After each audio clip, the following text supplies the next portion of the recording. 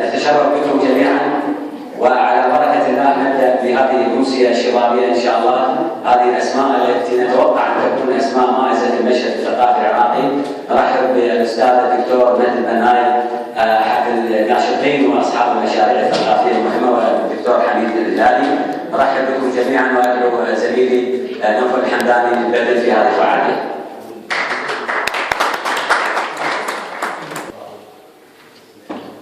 بسم الله الرحمن الرحيم.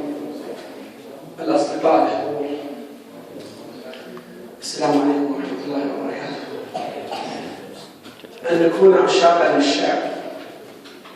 الشعر تلك الحديقة الغناء التي تزهر في كل المواسم عطاء وثمارا وطعم المحبة. الشعر تلك المشاعر الرقيقة التي تمنحنا القدرة على الحياة.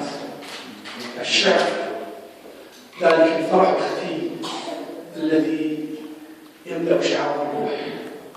الشعر الفرح المختلس كما يقول الأمل الربان. الشعر الاحتفاظ بالحب والمعاني الإنسانية والجمال.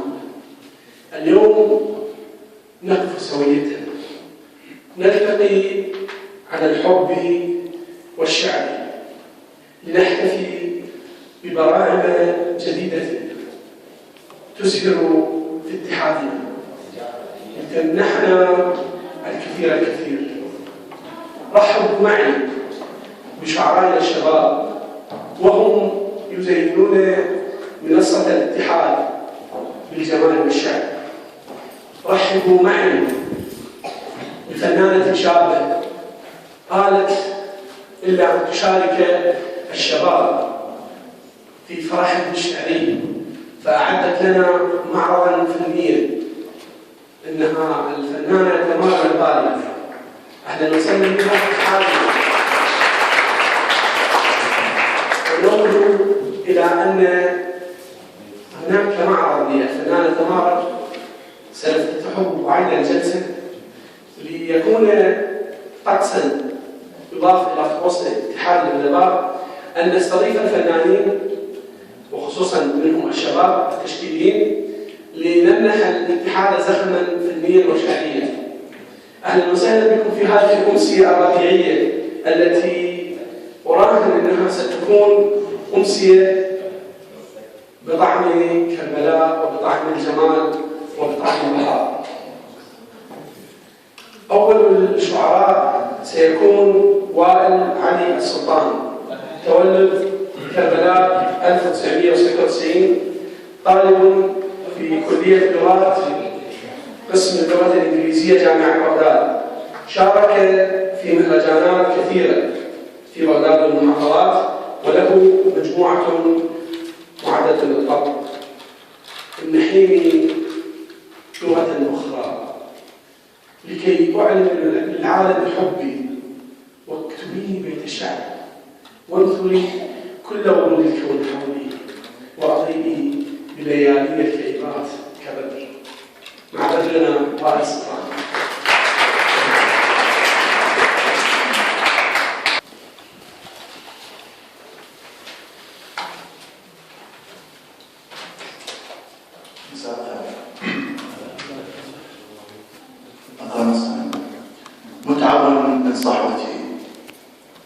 متعب من صحوتي التي تغفو بها أرواح مهملة، متعب من جثث تطفو على نهر الأبدية، جثث الذين يزينون العدم بالبلاءة ويحملون تساقط اليومي كريش للحمام الخائف من مصيدة التوقع.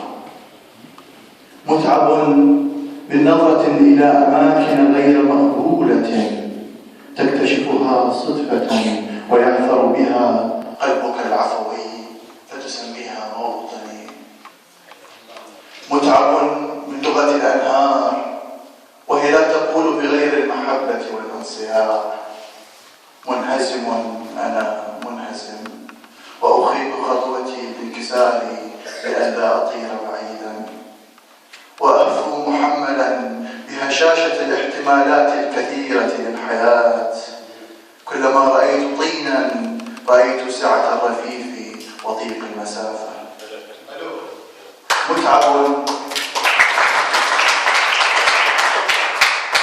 متعب من المسافة بيني وبين، من قلة الريح وازدياد القصب وموت المياه، من لهفة النسوة الخائفات من السمعة والإخوة الخونة. منهزم أنا، لكن لي دمعة أخبئها، ولي قلق أداريه، حتى يزهر في دمي رؤى بعيدة أو رب قريب لرغبتي. متعب من النهارات التي تستقبلني كمنظر الكتب العارية من الأبلغة والعناوين.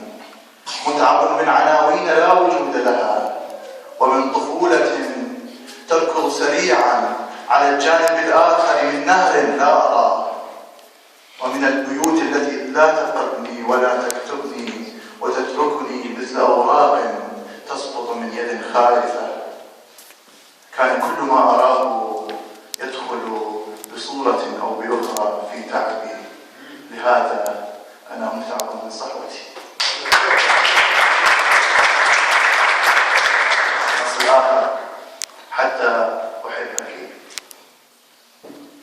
حتى أحبك علي أن أنزع هذه الرائحة من ملابسي، رائحة الموتى والنادبات. علي أن أجدد مفرداتي بما يليق بعينين تراقبني لأضيء، وأسمع صوت نفسي كطفل يلعب بالليالي ويتقلب على كتف العالم. أن أكسر رتابة العشاق ولو من جنون، مثلا أن أبكيك كلما تفرحين، أو أتركك كلما تريدين أن نموت معا. العاشق وصادة بين الوردة والمرأة، والحب لحظة طفولة لا تعاد. لأحبك علي أن أودع أصدقائي القدامى، وأن أفتش عني داخل عش لا تقلبه الريح الواضحة.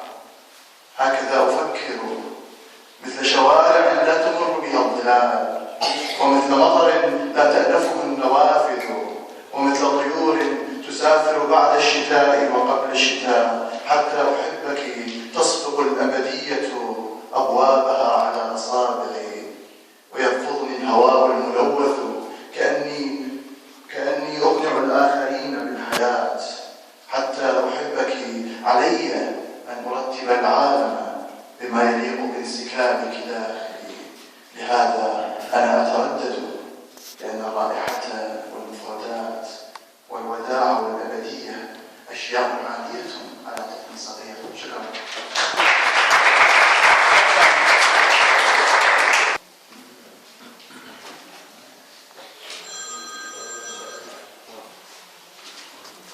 من مواليد كربلاء 17/2/96، طالب جامعي في كلية القانون، رئيس رابطة أوروك الثقافية سابقا، ينشر في عدة صحف محلية وعربية.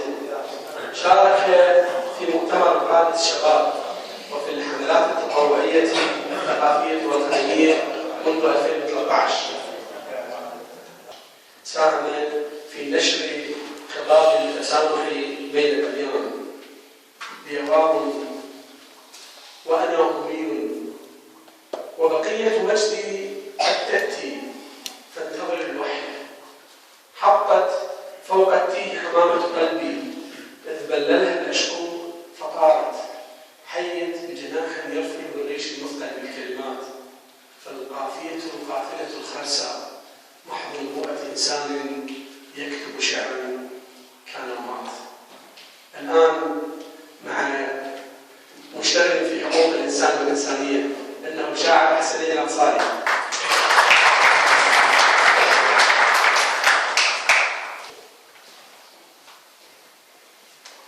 مدونات الحرب هي قصيدة كتبت لشاب هاجر قبل أن يرى أباه القادم من الحرب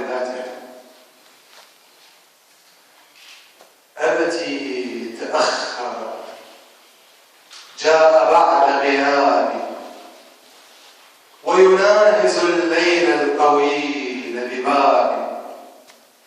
قد حدثتني الريح عصف أنيني، والقلب إذ يحنو على الأحباب. ولج الديار كضائع متشرد، صب الحشا ومرقع الأثواب. أبتاه يصرخ ما يرمضه الأسى بين السخان ودمعه المتراب. والغيم إذ يغزو السماء تكهنا فيما وراء الحزن من أعقاب. حملته صاغية الحنين لحجرتي، والنخلة البكرى وشدوى ترابي. يتوسل الأقدار ظنة رؤيتي، ورصاصة الدخلاء جوف كتابي. ومضيت في غبش الدروب كأنما راحة الأحلام أودعت الأنام، ليصاغ من لغة الدموع تفاؤل غض وحر طائري، ما غره طيش النوارس أو شكته بلابل. يستغرب الصدفات تكنز لؤلؤا، وعلى الضفاف مجاعة تتساءل، أنا كالذي في جوفه نيرانه، وسحابة بسمائه تتمايل. في كل جرح تستريح شظية، وعلى الجوار مواجع تتقاتل. من حزن أيامي أصوغ سعادة، وعلى المرارة والجوى أتحايل. أنسل من بين الدياجي شمعة، فأضيء من حولي ولا أتخاذل. وأغوص في بحر الحياة كما الذي في كل درب بالحنين يحاول. وحملت طيش الريح في ثوراتها، فتناثرت من فرط ذاك سنابل. يا أيها الحي القديم نسيتني، وأنا الذي لفراق وجهك ثاكل. قد هزني بعض التذكر، كيف لي أحيا وبي من قهر صدك وابل. لكنني للحب أنذر خافقا، يهوى طوال الدهر ليس يجامل. سأفيق من سكرات شعري عاشقا، وحي الخيال وما لقولي فاعل. قد كنت أبني في الرمال عوالما، الحلم يعلو والرياح تخاتل. وغدوت أحلم باليقين، كأنما قد جف لون الحلم وهو يقاتل.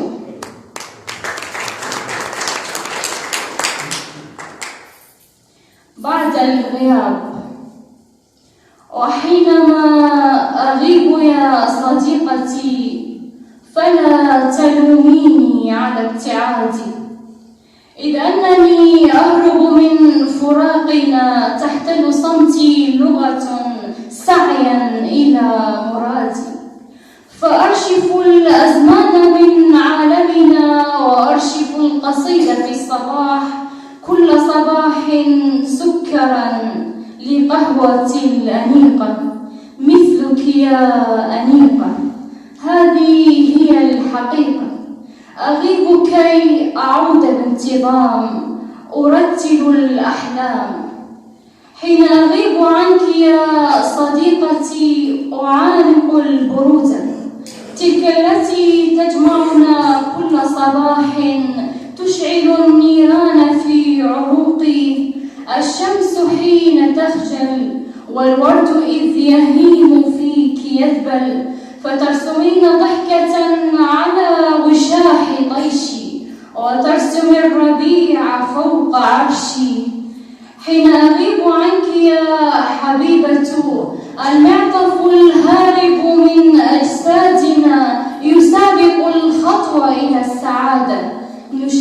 الطريق نضحك في صخب الوجود وضحكنا عبادة يحسدنا العشاق إذ نمشي معا فترقص القلادة هذه هي السعادة. بعض التفاصيل التي اعتدنا على حضورها وقع الخطى المجنونة والنسمة الحنونة والمطر الذي يلاطف الرصيف يتوج اللقاء أوراقنا ألواننا التي تزين الشتاء نظراتنا الحمقى نحسب أن لا سطر يكتب بعدنا لأننا النقاء ولأننا البقاء.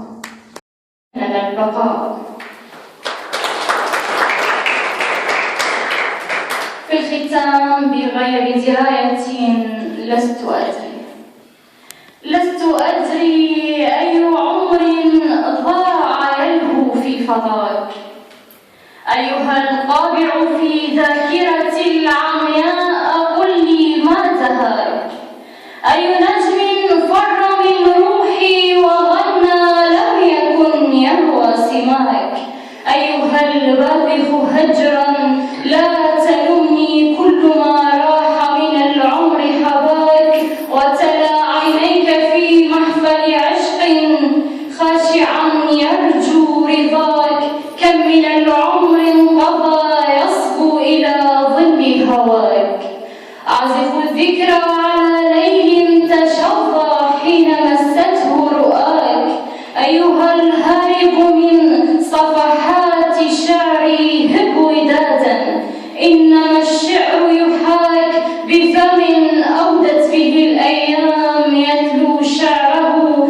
بين اتزان وارتباك وطني المسروق في غفلة عمر عاد لي كالطفل يحنو واحتواك هيبة الأحلام تستجدي وصالا كن لطيفي شمعة كن لي ملاك أنا في منحى التمني مثل من يغرف الماء سعيدا في شباك وبعين القلب لا أبصر شيئا غير إن النأي يا عمري هلاك غير إن النأي يا عمري هلاك.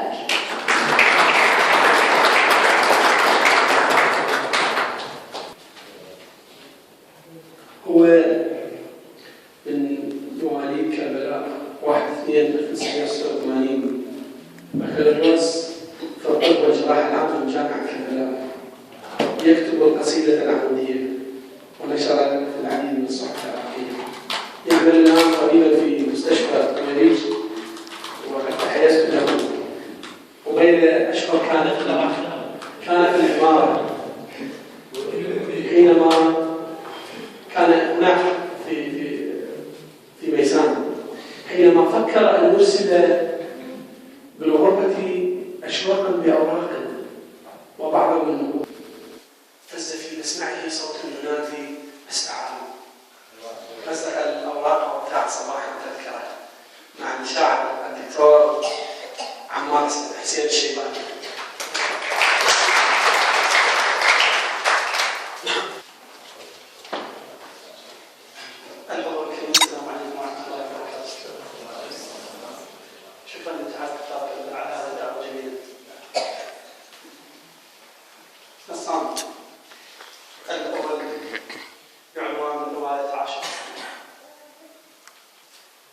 لست الذي يروي رواية عاشق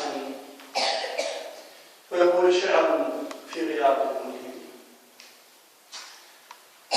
ما كان قولي فيك إلا نبذة عما يصابني ويجري في دمي أنت التي أويتني وجعلتني أزجي حروفي من مرارة علقة هيا انطقي قولي الصراحة مرة عندها يدارع قلبك واستسلمي هل من رحيق مس زهرك بعدما كنت الغدير لثغرها المتبسم لا فضفوك إذا أجبت لفتي ودللت حيرانا لمن هو ينتمي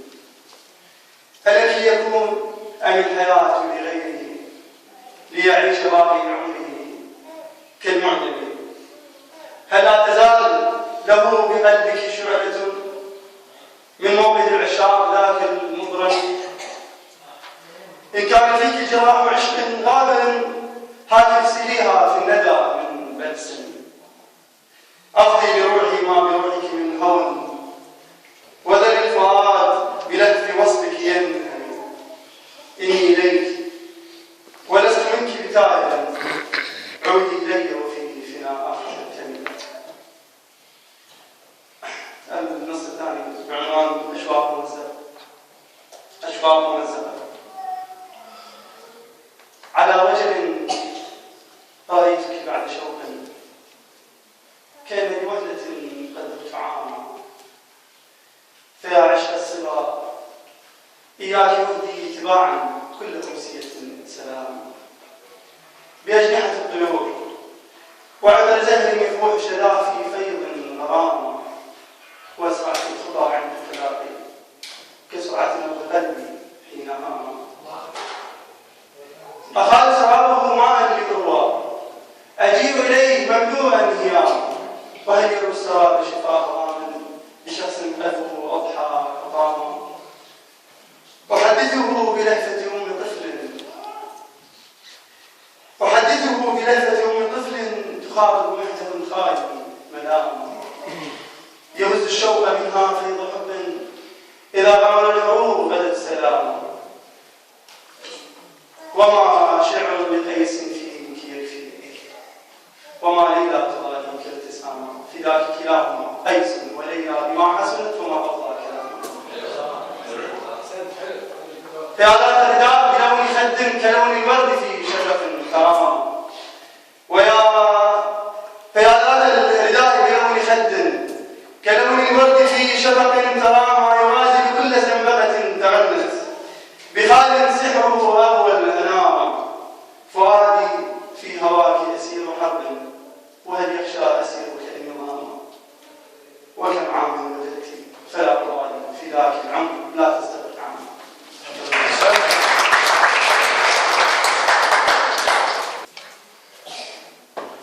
عمرها 21 عاما وهي طالبة في المرحلة الرابعة بكلية العلوم جامعة كربلاء.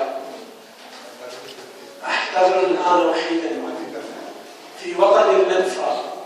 أحتضر الآن وحيدا في وطن المنفى أتوسل حرفا موجودا في شفتي أن يبحث عن قمر في غربة أيامي أرفع. الآن مع القمر رسل صباح.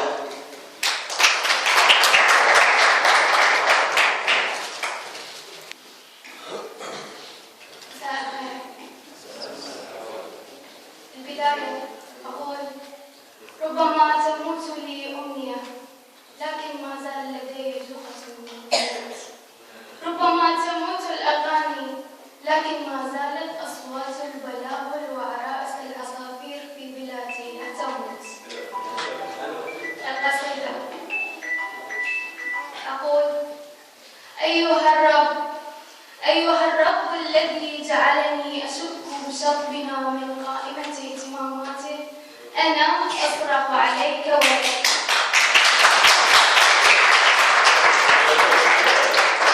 أتعلم ماذا يحدث لطفلي؟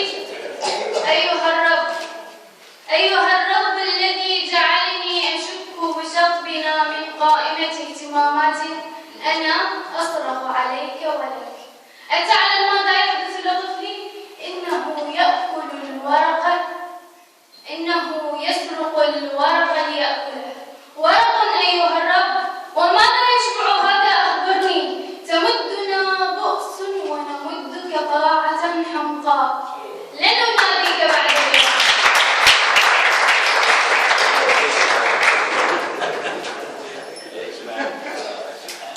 أتعلم ماذا يحدث لطفلي؟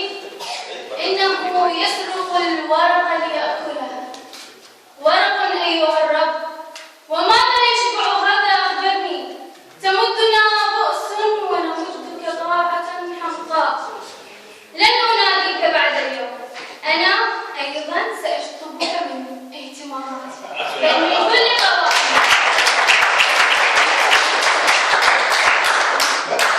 أنا أيضا سأشغلك من كل اهتماماتي، بل من كل قوائم.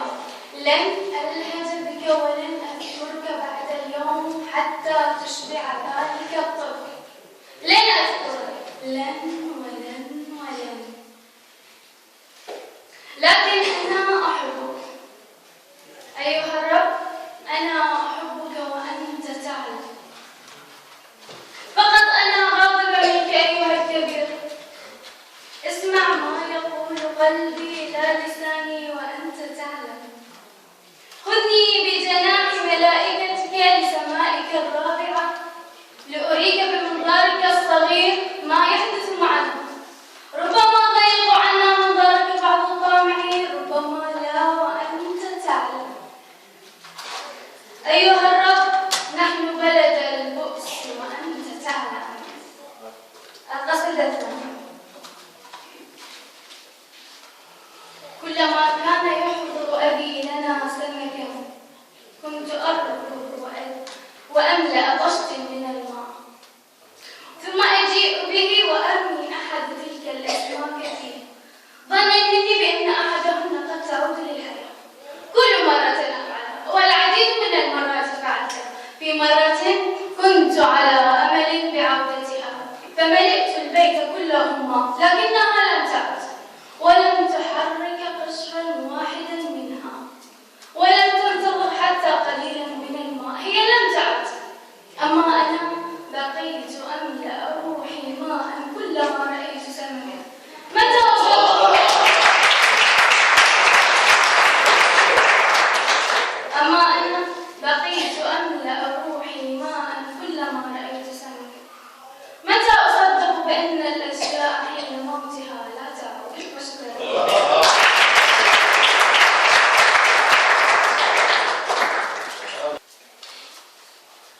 هو من مواليد كربلاء، يخشى أن يقول في أي سنة ولد. درس الهندسة فأصبح مهندسا للديكور. له ديوان شعري مشترك مع شعراء عرب صدر عام 2014، مجموعة شعرية معدة للطبع. كتب الماء واستراح وغنى، وتعالى لخضرة الشعر غنى. هكذا جاء والمواويل سطر سوف تمشي بين السماوات لحنا. من إبداع صلاح سلاوي إلى عازفنا الأخير لمواويلنا الأخيرة الشاعر حسن الجواد.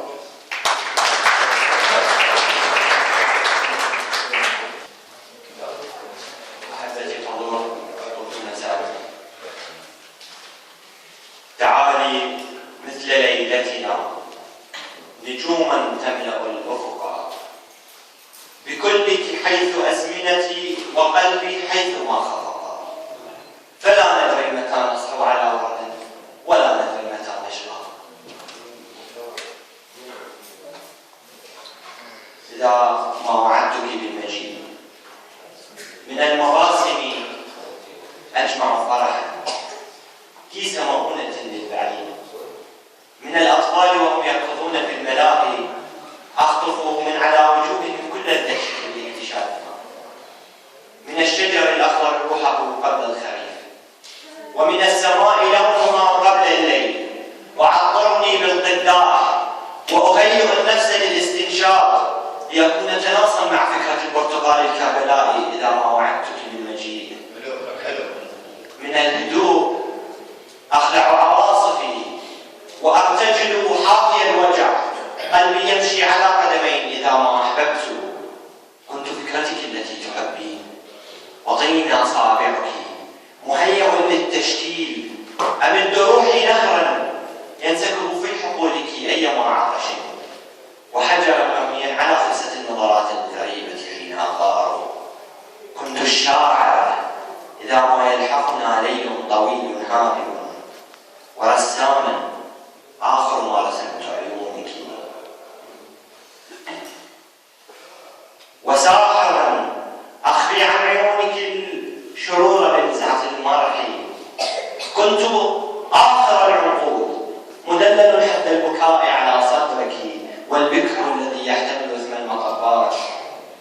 من اللقاء ألوم غياباتك، طريقك معي مليء بالآثار، كلما هممت بمسك يدك أراك اختفيت. لا ذئب للسيارة لو أحب، عقب ما يصيب هواك كلما سر.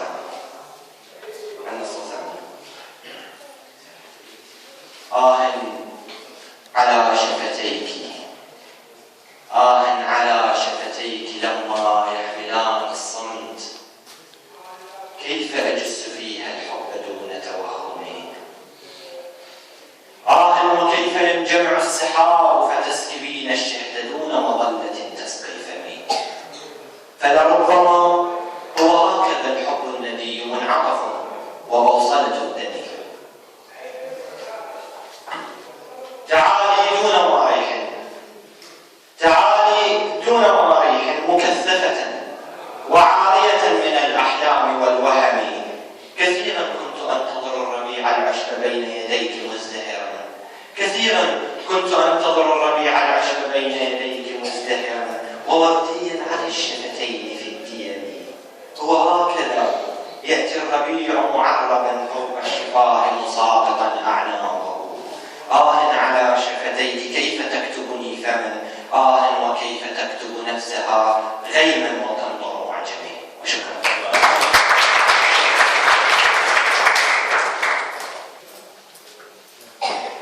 إنه الشعر، إنه جمال. بعد أن سمعنا عنها نصوص رائعة وجميلة من شباب يعدون بمستقبل واعد في اتحاد كربلاء. علينا وقال صديقي مثل العتابي أن يساهمنا بمداخلة عما قيل للشعر، مداخلة للشاعر والإعلامي مثل العتابي.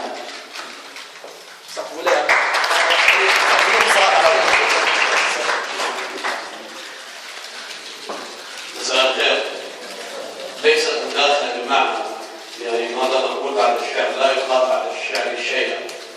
هي ربما كلمة نريد أن نعود أمرا هناك مدبر أمر في غرفة الاتحاد، ولذلك طلبوا مني الأصدقاء بأن أقوم بتأخير هذه الأمسية قليلا. الحقيقة ما سمعناه من شعر من هؤلاء الشباب يعد بمستقبل كبير لهذه المدينة.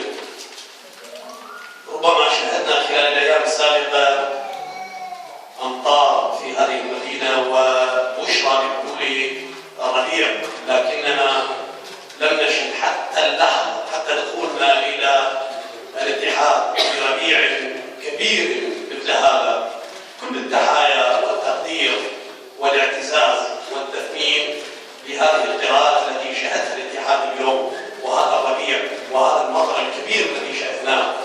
نحن في اتحاد الادباء وبمعية صديقنا وأستاذنا وزميلنا ومعلمنا الدكتور عمار المسعودي وبقية الأصدقاء في الهيئة الإدارية، هم يحتضنون دائما هذا الجمال وهذا الشعر. الشعر أيضا بعد أن تنتهي من المنصة سنذهب إلى اللوحات الشعرية. هناك دعوة من القلب إلى عمار المسعودي بأن لا يفرط، وهو لا يفعل، أنا متأكد من صديقي أن لا يفرط بهذه الطاقات، وأن أيضا أنتم لا تفرطوا، أنتم الشباب الذين خرجتم اليوم هنا لا تفرطوا بالاتحاد. هذه منصة لكم وهذا البيت وبيتكم، لذلك هي دعوة لكم جميعا أن تستمروا وتتواصلوا مع الاتحاد. القراءة الأولى لكم ربما بعضكم قرأ أكثر من مرة في أكثر من مكان، لكنها القراءة الأولى لكم في الاتحاد في كربلاء، لذلك تواصلوا واستمروا، وكل التحايا والحب والقوة على جميعكم جميعا. شكرا لكم.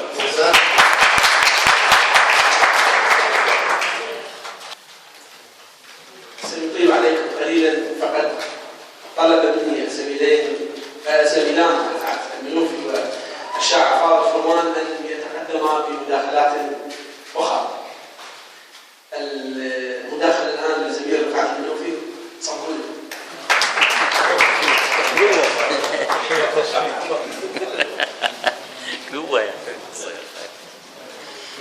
السلام عليكم ورحمة الله. لقد استمعنا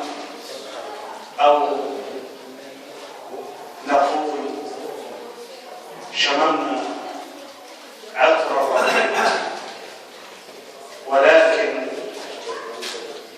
بعدما لم نقطف ثماره. فهذه النباتات الربيعية والورود الربيعية التي أطلت علينا وسمعنا منها نتأمل كثيرا أن نحصد ثمارها، شعراء وشاعرات من هذه المدينة المعطاء، مدينة كربلاء. ولكن مع كلمة ولكن هناك وصفة دوائية لمن يمتهن مهنة القلم أو يمتهن الوقوف على المنصة، أن يكون متقبل لكل ما يقال له، ليس بالإملاء، ولكن طالما هو ليدر أو قائد أو أي شيء، لأن الشاعر هو من يقود الحركة الثقافة في المجتمع. طالما حط نفسه بهذا الموقف يبقى يتقبل ما يطرح عليه من أسئلة وما يوجه له من نقد. لكي تسمو وترتفع يجب أن تتخلص من الهنات وتمتلك مجمل الأدوات. البنا على مود يروح يبني لازم شهور وخيط. الشاعر أو الكاتب لازم يتقن اللغة ويتقن بعض من النحو ومن كل صد نحوي أو ناسبة الدولي، لأني في بعض ما سمعنا كان هناك شعر جيد، ولكن هناك هنات في النحو وفي الوزن الشعري. وأيضا أعرج على نقطة، هناك بعض من قرأ يجب أن يتسلح بالقراءة، والقراءة في شتى المجالات. الابنة أو بنت الأخ يعني اللي قرأت الأخير اللي كان عندها عتاب يا رب، دقيقة لا حد يعترض بالبعض، بعدين بطلع عقب.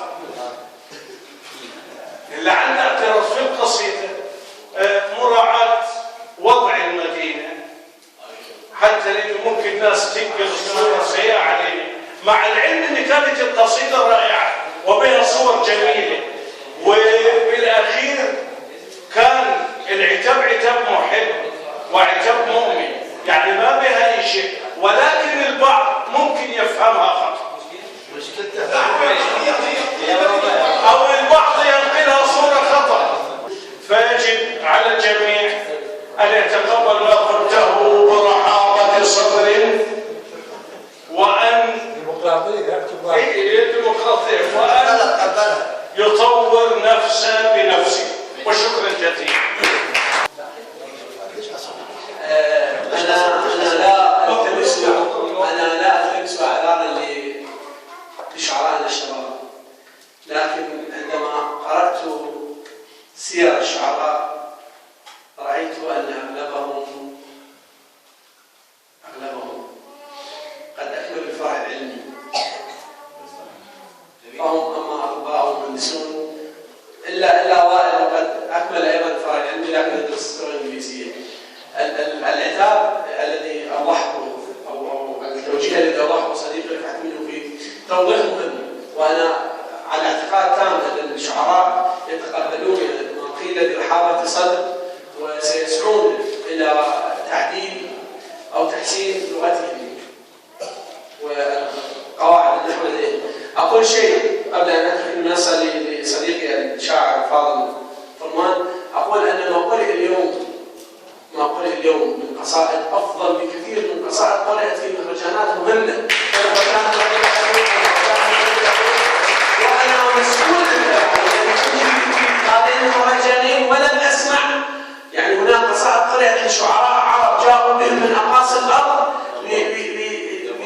وجانا اشياء سيئه على رؤوسنا. ما قرأه اليوم شعراء كربلاء الشباب اشياء رائعه جدا. صديقي الشاعر فاضل فرمان له النصر.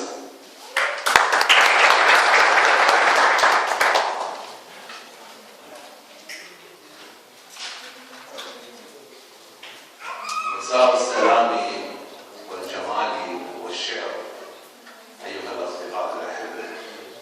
كنت أتمنى أن مثل ما اعتدنا سابقا في الثمانينات حينما كنا شبابا نكتب القصائد ونتلمس الرأي السديد ممن هم سبقونا في التجربة، أن يتاح لي مثلا أن أطلع على هذه القصائد مكتوبة فأكون مسرورا جدا لأكتب عنها مداخلة وفيها حقها، لأن فرصة الاستماع لا تشبه فرصة القراءة على الورق. فيها الكثير من التأمل وفيها فرصة أكبر لإنصاف الشعر.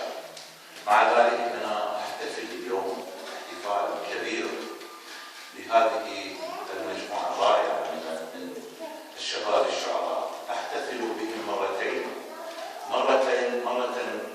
لأنهم شباب أسمع أو أستمع لهم للمرة الأولى واستمعت إلى مفاجآت كبيرة. السبب الآخر أنني أحتفل اليوم بمجموعة من العلميين الذين يكتبون الشعر. أتذكر في الثمانينات في مجلة الطليعة الأدبية الخاصة المعروفة ميسرون هادي كتبت ملفا اسمه علميون في دائرة الأدب، وكان ضمن هذا الملف مجموعة من الشعراء وكتاب القصة. كنت أنا بينهم، أنا طبعا بالأصدقاء أنا مهندس مدني، وكان معي في الملف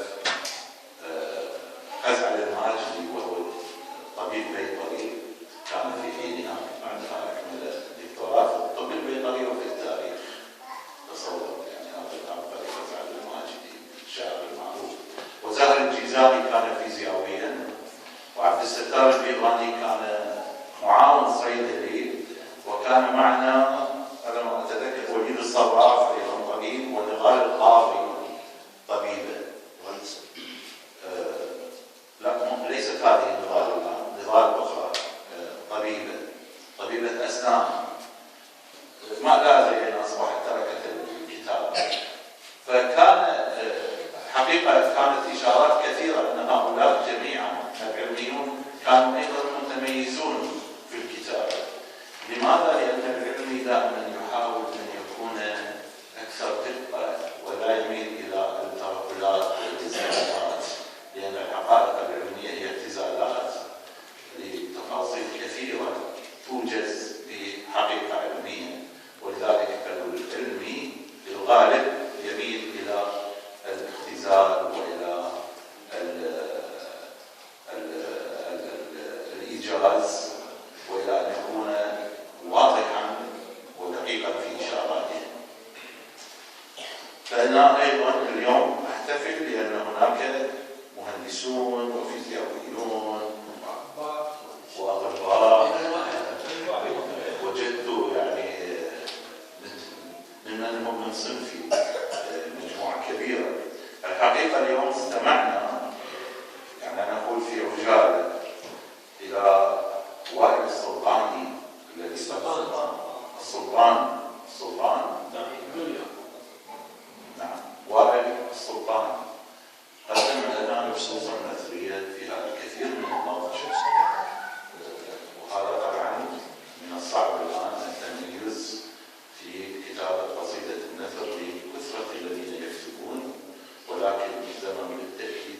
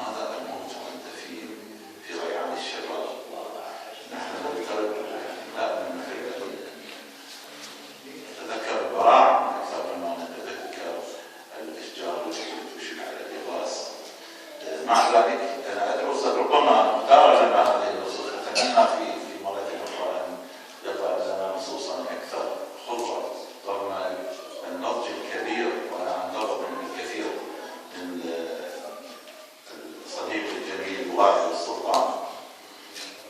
بالنسبة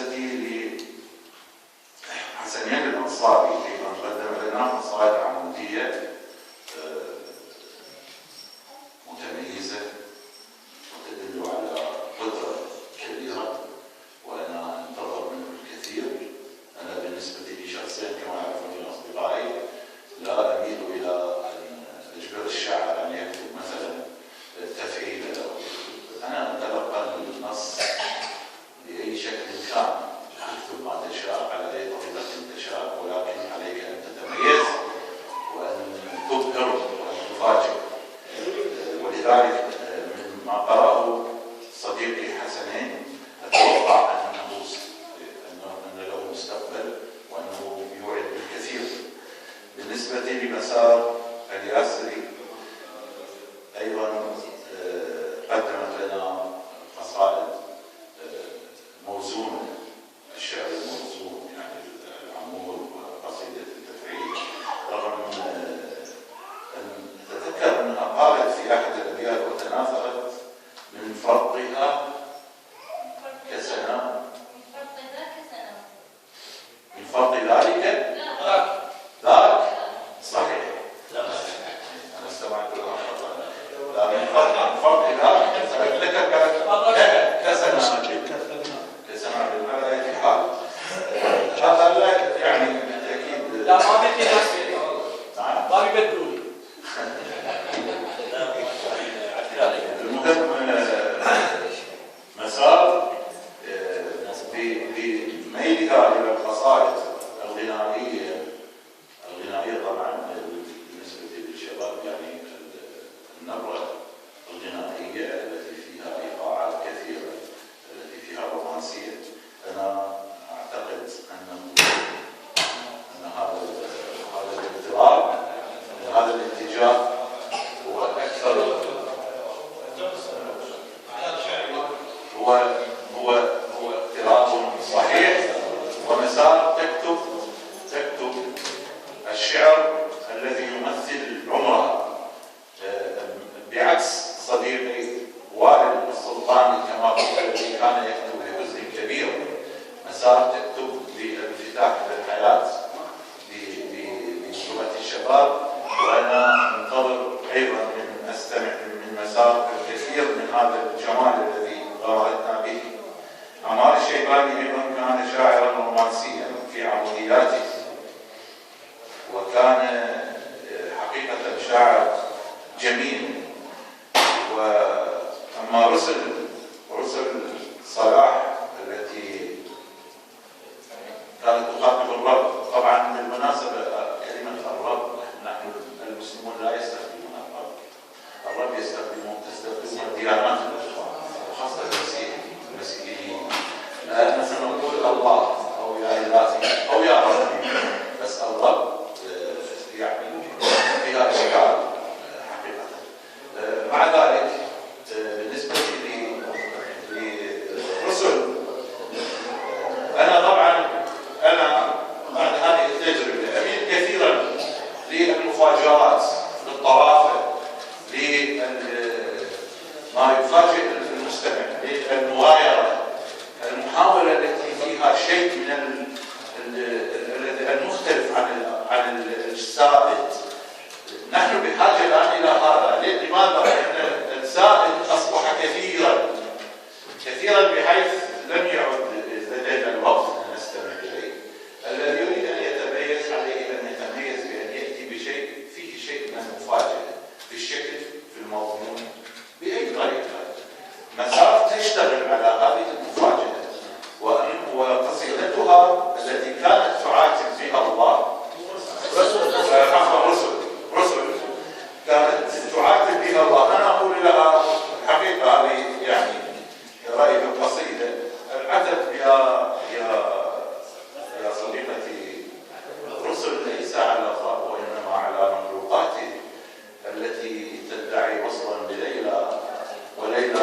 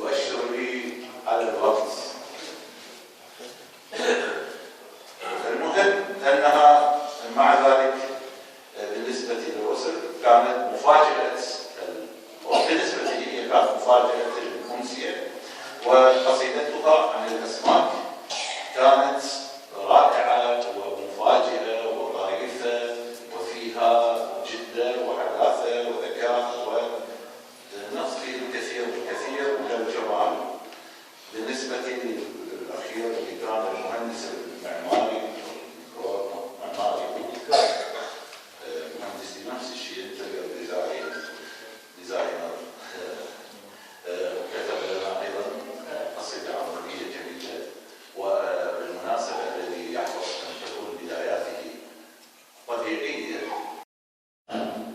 يحترم اللغة أكثر ويحترم البناء الشعري ويأخذ شيئا من البعض يعتبر الشاعر لا يكون إلا إذا كان عموديا ثم كتب. أنا لا أؤمن بهذا، ولكن هذا من الشاعر بين الكثيرين. ربما يبدأ الشاعر ناثرا ولكن متمكنا، ولكن بداية صديقي الشاعر المهندس حسن جواد بداية ممتازة وكل بالكثير. أعتذر عن الإطالة، ولكن أعتقد أن من حق الشباب أن يستمعوا لبعض الآراء.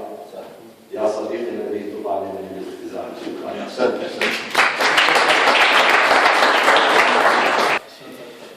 أنا لم أطالب بالاختزال، لكن ذكرت أنني لم ألبس الساعة فدققت على يدي.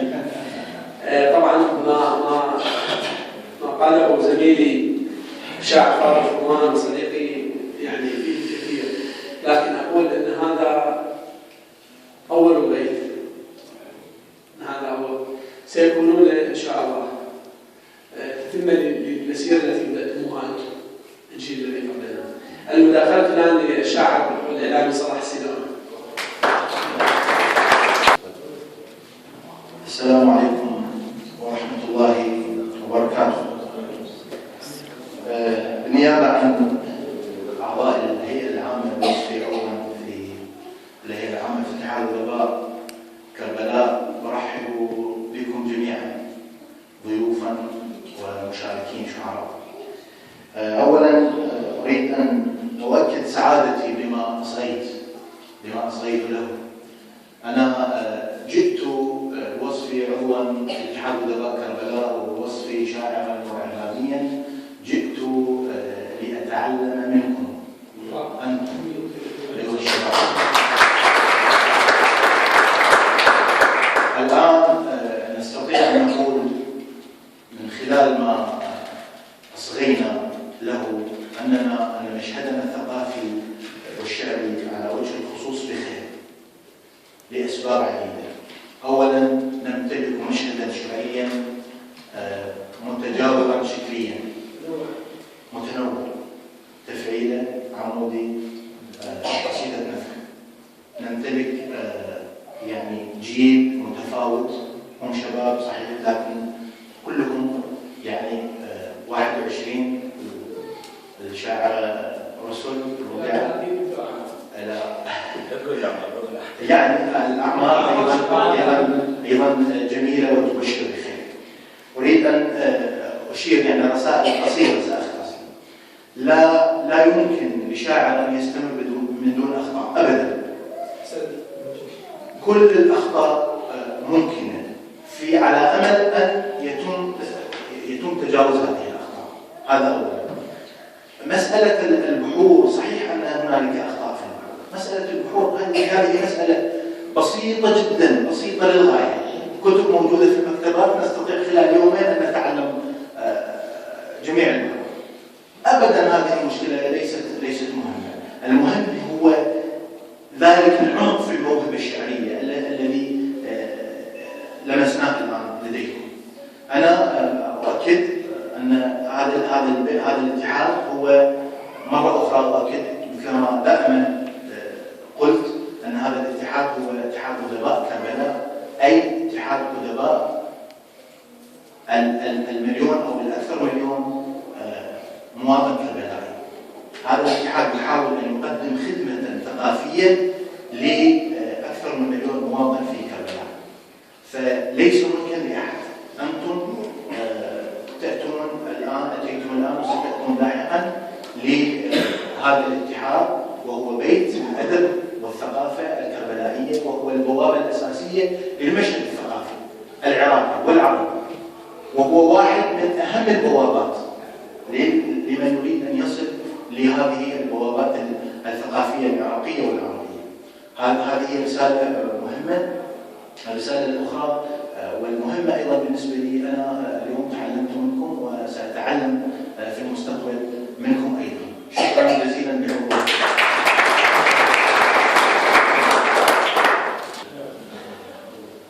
وكما قال زميلي صلاح السيلاوي، الشاعر مبدع الذي يكتب العمود والتفعيل والنثر بكل فنونها هو بيتكم ونحن ضيوف لديكم. نحن ربما لن يمنحنا الله فرصة للعيش طويلا، فستكون مسؤولية الاتحاد بأيديكم يا شعراء الشباب. المداخلة الأخيرة للدكتور علي حسين يوسف الناقد المهم الكبير. السلام عليكم. حقيقة أرى نفسي أني فرح جدا وسعيد جدا بهذه الورود التي شملنا هذا اليوم. سعيد دون مجاملة أبدا. أبارك للشعراء نجاحهم هذا في اتحادهم، هذا الاتحاد العتيد الذي في نفس الوقت أطالبه بأن يحتضنكم جميعا، أن لا يضيع هذه الطاقات، أن لا يفرط بها. فاليوم استمعنا إلى شعراء حقيقيين. لكن أنا صراحة لا أريد أن أحول الجلسة هذه الجديدة إلى جلسة نقدية، حتى أنني اقترحت على الأخ نوفل، قلت له في هذه الجلسة فنلغي المداخلات، لكن بما أن الزملاء سبقوا لي في الملاحظة سجلتها لنفسي طبعا. أقول أن هذا الاتحاد اتحاد لإظهار الطاقات، وبنفس الوقت إحنا نتعلم. هذا يعد مدرسة. أنت الشابة الجميلة حينما تقفين هذا الموقف وتقرأين بزهوك بجمالك بهذه اللغة الشفافة، وأنت أيها الشاب أنت أمام أساتذة وأمام نقاد وأمام شعراء وأمام ناس أكثر خبرة وأكثر مرانا عفوا في تداول النصوص. فهذا الذي سمعناه والذي يعني تفضل به المداخلون هذا حسام على شهودكم، لكن لا تأخذنكم الدنيا بالطريق. اسمعوا لو أساتذتكم أنتم حقيقة يعني شعراء نحن يعني يحق لنا أن نفرق. وأنا البارحة ذكرت أن هذه المدينة مدينة ولود، المدينة التي تنتج هذه الطاقات، لكن لي عتب أنه أنتم لما هذه الشحة في التواصل؟ احضروا إلى الأماس فلنراكم جميعا شاركوا في المهرجانات. اليوم استمعنا إلى شعراء، لما أنتم غائبون يا علوية بسار، يا حسن الجواد، يا دكتور عمار، يا جميلة يا حقيقة يعني الأماسي دائما تقام مساء ولا عذر لكم بالتخلف. فلنستمع إلى هذه الأشعار الجميلة التي استمعنا لها اليوم.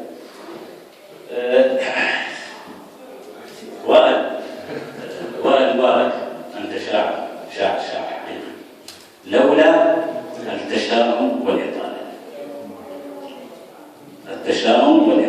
طبعا أنا يعني حقيقة هي وصية للجميع، فلنبتعد هذا النفس. أنتم في عمر الزهور، فلنرى وجوها مبتسمة، وجوها يعني فرحة كجمال طلتكم. طبعا نسيت أن أذكر، أقول أعتقد أن العمود أن الموزون عامل بقوة، ولأننا استمعنا إلى أكثر من 4 نصوص أو 5 نصوص موزونة، رغم أن هناك عشق وهناك اقتراب من البحر الكامل دون غيره، لا أعلم السر. كان العرب يقولون أن الرجل وصية الشعراء، لكن يعني من الانتقاء، لكن لا استمعنا من كل الأدباء، من كل الشعراء الذين استمعنا لهم يميلون إلى وزن كامل. طبعا هذا لا ضير في، لكن يعني الملاحظة أنه لا تجعل همك الوزن، لا تجعل همك الوزن.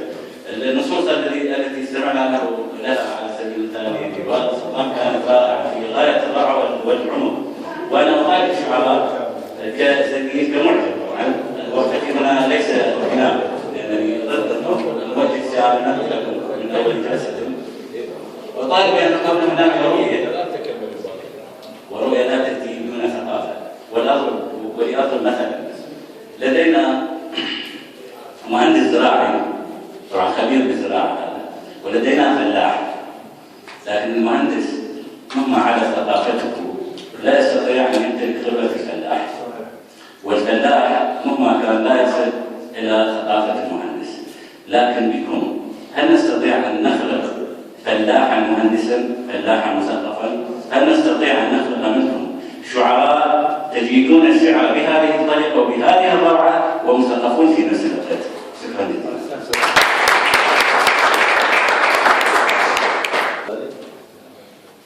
سأدعو صديقي الدكتور عمار المسعودي رئيس اتحاد أدباء كربلاء لدعوتكم لافتتاح المعرض. دكتور ادعو الجميع للمعرض على اعتبارك الرئيس. صفقوا لي يا مساء الخير. يعني خير جدا ان تمتلئ قاعتنا بهذا الشعر وبهذه الوجوه. انا دائما اقول ان كربلاء مدنيه، قلبها مدني. كربلاء مدينه من النور من الشعر والابداع.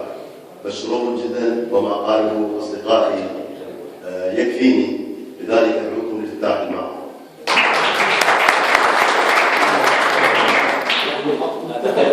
وادعوكم للتصفيق لهذا الامر.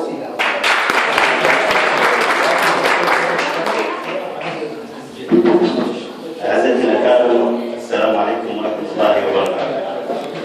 نحن في اللجنة التحليلية بمهرجان خالد الخير الأول كرمنا الاتحاد في المرة الأولى، وهذا نحن نعود ثانية لتكريم هذه الواحة الأدبية الباسخة، وسنستمر في تكريم هذا المنجز الكربلائي. حقيقة انتهى المهرجان، لكن لم ينتهي عطر القراءات الشعبية في الخان وفي أريجة وفي كل مكان. تحية لاتحاد الأدباء، وباسم اللجنة التحضيرية فإنا نقدم درع المهرجان للمتميزين في إنجاح اللي أسهموا في إنجاح هذا المهرجان، متمثلا بالأستاذ الدكتور عمار المسعودي وجميع اخواني في اتحاد الادباء في كربلاء.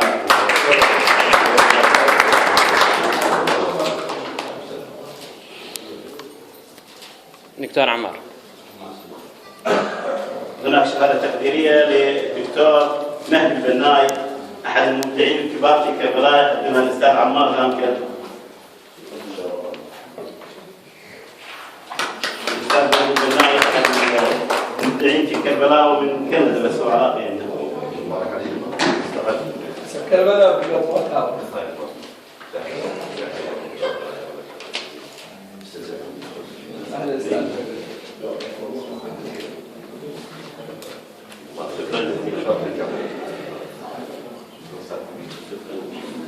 طبعا هناك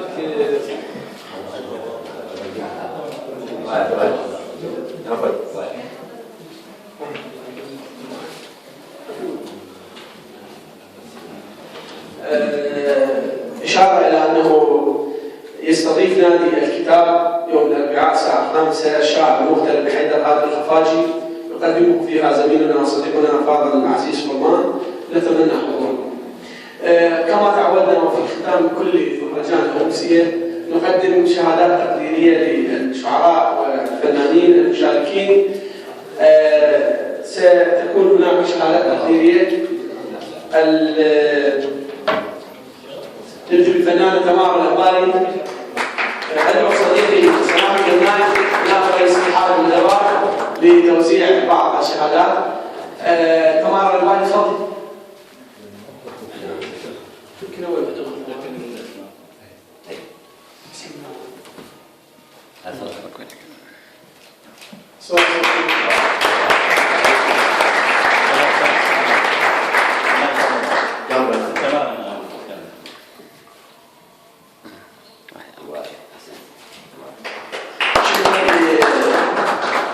الفنانة تمام الأباري سلام عليكم. أيضا الشاعر الشاب رسل صلاح.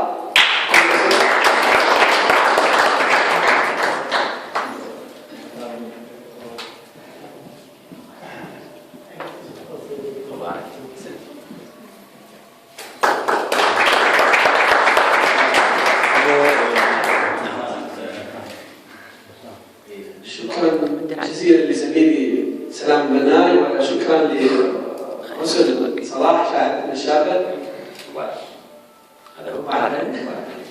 شكرا سلام البناي. أدعو صديقنا الدكتور علي سيد يوسف لتوزيع أيضا شهادة تقديرية. الشاعر نسار الياسري.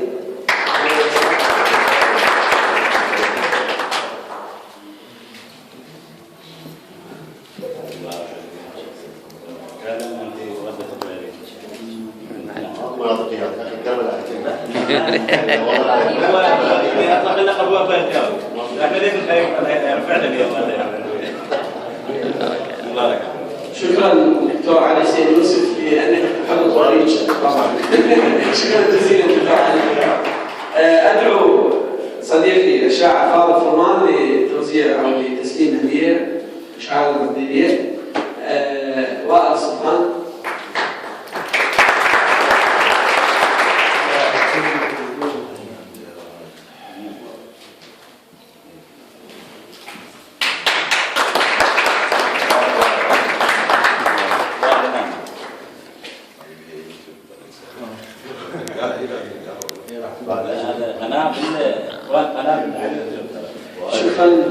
شكرا للعنوان. شكرا عزيزي فاضل فرمان. ادعو القائد الحاضر مثل العتابي.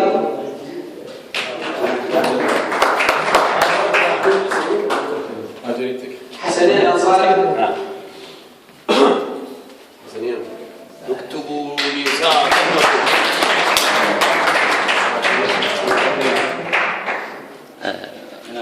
نعم.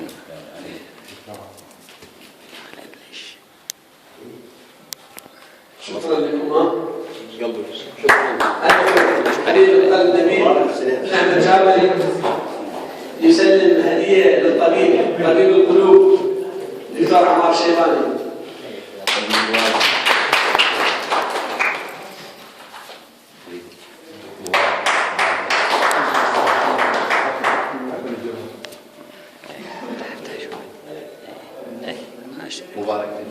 شكرا لإخواننا القلب. صلاح السلاوي الشاعر والإعلامي ليقدم هدية حسن جواد أو شهادة حسن جواد تقديرية. أهلا بهما قريبين مني.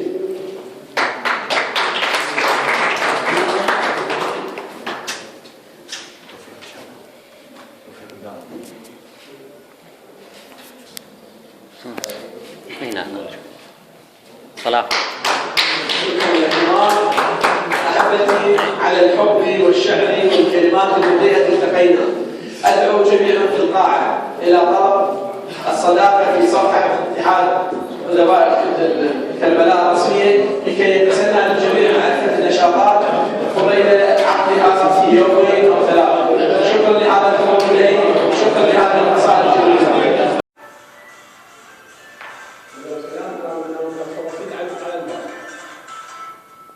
طبعا في مدينتنا هذه نفس الترتيب مالتها بس اظنها في 10 الحجم وكل الصعبه يعني كل الصعبه فيها المدينه القديمه هي كلش قويه وصعبه من ناحيه المدنيين موجودين فيها ما انسى. والراي الدولي والشاشه الدوليه والكاميرا الدوليه كلها فوقك يعني انت ذاك اليوم هاي مال اللي صار تحقيق بها هل هي سياره مفخخه او ضربه امريكيه بحسب معلومات استخباريه عراقيه لحد الان يعني بيها اي لا هي مو لا هي ضربه امريكيه. قال طبعا مش قالوا هاي ضربتنا بناء على معلومات استخباريه عراقيه ضربت وراح نفتح تحقيق. العراقيين قالوا ثاني يوم قالوا لا هي سياره ما قالوا ضربه امريكيه. فممرات هي اصلا المدينه القديمه بها سراديب هوايه وممرات ارضيه وممرات جانبيه البيوت مفتوحه شيء على شيء فصعبه جدا المعركه الجانب الايسر كان اسهل.